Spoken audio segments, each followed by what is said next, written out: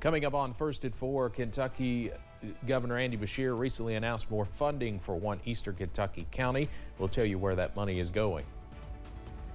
And one elementary school is undergoing renovations, a need that was expedited by last year's flooding. And absolutely perfect weather continues in the region this afternoon. I'm tracking how long it lasts coming up as Mountain News First at 4 starts now. Dedicated to Eastern and Southern Kentucky, this is WYMT Mountain News First at 4.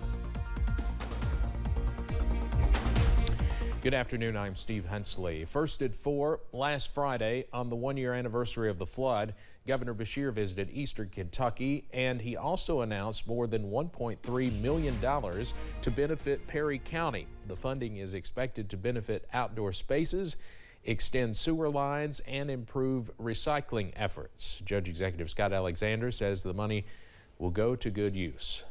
With this funding, we're also adding a park up at Viper. That'll be great for that community, as well as growing the Perry Park, as well as growing our recycling program. Governor Beshear said in a statement that 1 year ago they promised to stand with Eastern Kentucky every step of the way, adding that it's important to not just rebuild the communities, but also revitalize them. WYMT's Olivia Calfee will have more on the projects tonight at 6. Burdine Elementary School in Letcher County is undergoing renovations ahead of the upcoming school year. Crews have been working through the summer break on renovations throughout the building. The school was damaged by flooding last year, which Superintendent Damian Johnson says sped up the renovation process. We were in the process of doing some relatively minor upgrades, but this expedited the process and let us do it more efficiently and do more than we originally had planned. Their library, flooring, and other parts of the building are part of the project. We'll have more on the renovations tonight at 6. A candlelight vigil is planned tonight in Middlesboro for the 17-month-old who died on Sunday from severe abuse at a hospital in Knoxville. Following her death, her mother was taken into custody and charged with manslaughter, failure to report abuse, and wanton endangerment. The Middlesboro Police Department is still investigating the case and are not ruling out more arrests and charges.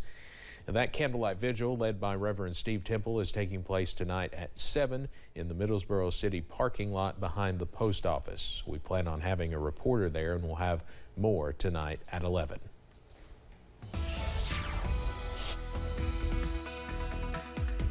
Let me tell you, weather-wise, it does not get better than today when you're talking about weather on the first day of August. Low humidity, sunshine. Yeah, this I can get behind. Upper 70s to near 80 from our Pikeville Medical Center camera at this hour. Plenty of sunshine in the city at the moment. Temperatures, well, they're nice region-wide. Low 80s just about everywhere. Few upper 70s there, Pikeville and Clintwood. 73 at Wise, the usual cooler spot. Logan also checking in at 79. It really doesn't get better than this to start August. Look at these dew points. Middle and upper 50s. Yes, please. 60 at best. So it is dry. It's mild. Can we just copy and paste this for the rest of the month? This is utterly fantastic. No big issues on First Alert Pinpoint Doppler. It's actually picking up. You see those there on some of the clouds up above. So your forecast first through the next 12 hours. It is a nice evening on the way down into the low 60s for an overnight low tonight. Though, Steve, we do have some heat and some storms back on the way. Those details shortly. All right, Evan, thank you. Hunter Biden's former business partner answered questions from the House Oversight Committee for several hours yesterday amid an ongoing investigation. CBS's Catherine Herridge reports from Washington. Appearing behind closed doors before the Republican-led probe, Devon Archer was one of Hunter Biden's closest business associates and served alongside the president's son on the board of Burisma, a Ukraine energy firm. Both Republicans and Democrats said Archer testified that Hunter Biden put his father on speakerphone around business associates. Last night, the Republican chairman of the House Oversight Committee called the testimony damaging. He knew exactly who his son was getting those millions and millions of dollars of wires from, and he spoke to them, and he spoke to them often. But a Democrat who was there during Archer's interview said he did not hear any evidence of wrongdoing by President Biden. The witness was very very consistent that none of those conversations ever had to do with any business dealings or transactions. They were purely what he called casual conversation. And the White House went further, saying House Republicans' own much-hyped witness testified that he never heard of President Biden discussing business with his son or his son's associates or doing anything wrong. But in a 2019 interview, Hunter Biden said his family name opened doors in the business world. I don't think that there's a lot of things that would have happened in my life that if my last name wasn't Biden.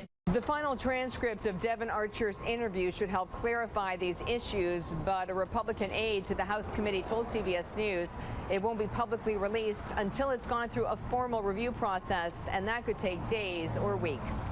Catherine here at CBS News, Washington. Lawmakers say Devon Archer told them that the president's son sold the Biden brand, though Republicans and Democrats disagree about whether it was real access or the illusion of access. Current polls show there is a tight matchup between President Biden and Donald Trump in a potential 2024 presidential rematch. A new poll from the New York Times and Siena College found registered voters are divided evenly, with both candidates receiving 43% of the voters' support if the election was held today. Both candidates are viewed negatively by voters. Former President Trump is burning through money raised by donors. New filings show his joint fundraising committee has brought in more than $53 million so far this year. About $21 million of that has already been used to pay growing legal bills. When July started, the leadership PAC Save America had $3.6 million in its accounts.